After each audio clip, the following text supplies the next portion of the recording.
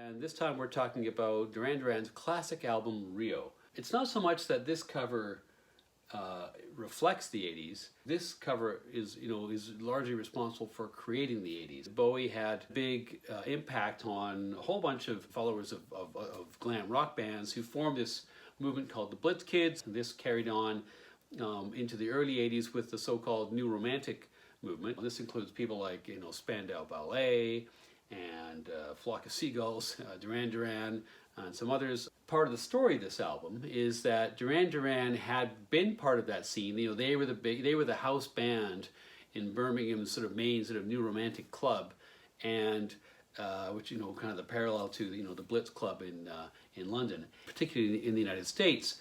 The New Romantic thing was not really selling.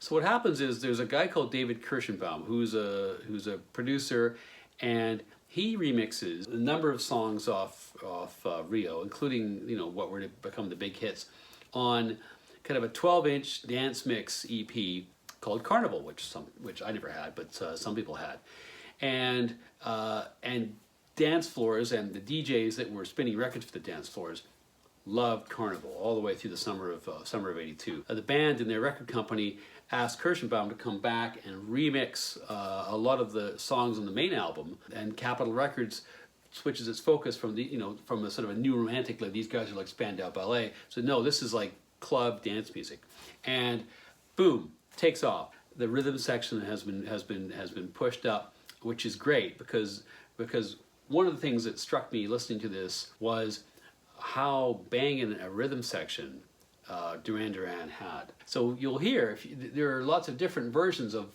very well-known songs like "Hungry Like the Wolf," which is much longer and much better on this record than on its original single release, which is the one I had as an MP3. So I was kind of surprised when I heard this one, and pleasantly so. And it makes me, listening to this makes me want to chase down the Carnival EP because of like how good those dance mixes were. Kicks off with Rio. You can smell the cocaine and the supermodels and the yachts, and cause just coming off this record in general. And what you also have is a saxophone, which again, talking about inventing the 80s, right? The saxophone, after being absent for quite a while, sort of makes a big comeback here. They actually took a lot of heat, incidentally, for because this album comes in a real trough of Thatcher's war against the trade unions, austerity. It was hard times in Britain, and for the most part, this was actually a working class band. These were not rich kids. They gave off maybe the aura of rich kids, but they absolutely were not. So they took a lot of heat for like selling like lifestyles of the rich and famous at a time when this was just not accessible to lots of people. But there's a master's thesis in there somewhere for somebody on that particular topic. My Own Way, which they re-recorded entirely for this album. That's the '81 single. If you've heard that one, is quite different. Again, what's this about? I don't know. I think maybe it's an anti-drug song, but I can't really tell. I don't think the whole way through, Simon Le Bon's lyrics are rarely clear. I guess they're poetic, but they're often they're just. It feels more like just a jumble of images, not worth dwelling on. But it's just better to just let them wash over you, and I think it really works. My Own Way, the only thing I'd say about My Own Way is there's a line there about being on 45th Avenue between 6th and Broadway. I think they must have been staying at the Hyatt. Then there's Lonely New Nightmare, which is about reaching out to somebody who's sort of closed down emotionally. Not melodically as strong as some of the songs on this. There's a kind of a vocoder processed harmony line behind Simon at different points.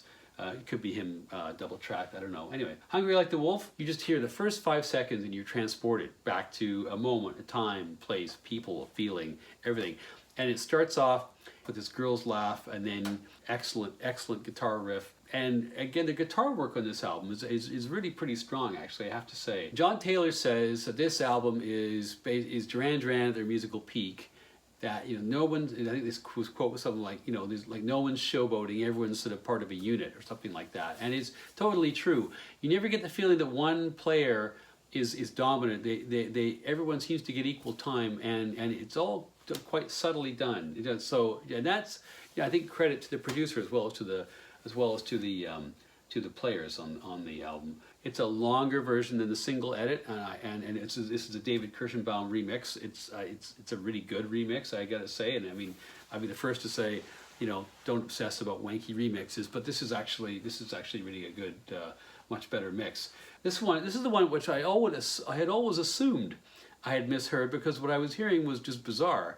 But it's actually the actual lyric, which is this lyric, "I smell like I sound, I'm lost and I'm found." I'm like, I would say, "I smell like I sound." That's a ridiculous thing to say, but sure enough, that's what they're saying. Smells like he sounds. That's good. And I can't remember if this is on the single edit or not, but there's about 30 seconds worth of Donna Summer-like orgasmic moaning over at the end of the song. I don't know that it necessarily adds to the song. I guess maybe these young fellas thought that it did, but you know, there you go. There it is. But it's a great song. "Hold Back the Rain" is a bit of a sleeper of a song. I think it's got a very cool chorus, and it's probably the rockinest, if that's an adjective we can use, the rockinest song on the album. The bridge is great too. It's got a nice balance between guitar and synth, and I think this is about infidelity when a relationship kind of reaches that point, you know, of neither here nor there. But I'm not entirely sure. I don't think that really matters. I think it's good too. "New Religion." So this is isn't one of those songs where the rhythm section is totally to the fore, right? Like there's a kick-in bass line from John Taylor that starts this song, and it gets even better in the bridge where he's sort of playing a sort of, you know, a thumbed or sort of slap bass. You hear this song and you understand why. Like when they split, there's like the Arcadia sort of arty sort of Simony, Nick Rhodesy thing, and then there's the Power Station. Like I wasn't really taking sides in those days, but the only bit that I care, you know, I really liked the Power Station stuff. Arcadia, not so very much. You can tell why Power Station was so good when you hear this particular song, I think. "Last Chance in the Stairway," again, the rhythm section's to the fore, excellently so, I think. I think this is about a relationship on the rocks, so let's assume it is. It's got a very kind of classically 80s sounding guitar break, and it's preceded by what I think is a marimba, but I can't find any notes in the liner as to whether or not that is, and I didn't really feel like I wanted to research it desperately, but I think it's a marimba. I assume that Nick played that, but who knows. Then "Save a Prayer." It has some slightly dark and sort of melancholy kinds of themes to the lyrics. I don't quite understand why he would expect that she would be saying a prayer for him before they had a one-night stand, but maybe again this ties into the religious themes, you know, who knows. Anyway, it's a lovely song in a minor key. It totally captures the sadness which can attend one-night stand. Not that I'm, you know, an expert in that, but nevertheless, and some beautiful harmonies during the chorus. And then the album concludes with "The Chauffeur," which is, again, a lot of lyrics are to the extent that they can be understood, are a little bit darker on this than I frankly was expecting. There's sort of a spooky synth riff to start it off, and it's about, as far as I can tell, about a chauffeur who's got a thing for his passenger. Whether she knows this or not, I don't know. And there's some, you know, it's a little intimate, given that I don't think the object of, you know, that he's singing, you know, the person who's the object of his singing is in on it, as it were. Kind of a mature theme. An interesting way to end the album, and the whole album ends with just a little shake of the tambourine, and that's that. So there you have it, Duran Duran Rio. I think pretty fair to say their high watermark. Some might disagree, but I think it is, and it's kind of hard to think of the 1980s without thinking of this album. So it was a real pleasure to go back and dive into it really properly for me for the first time. So there you have it.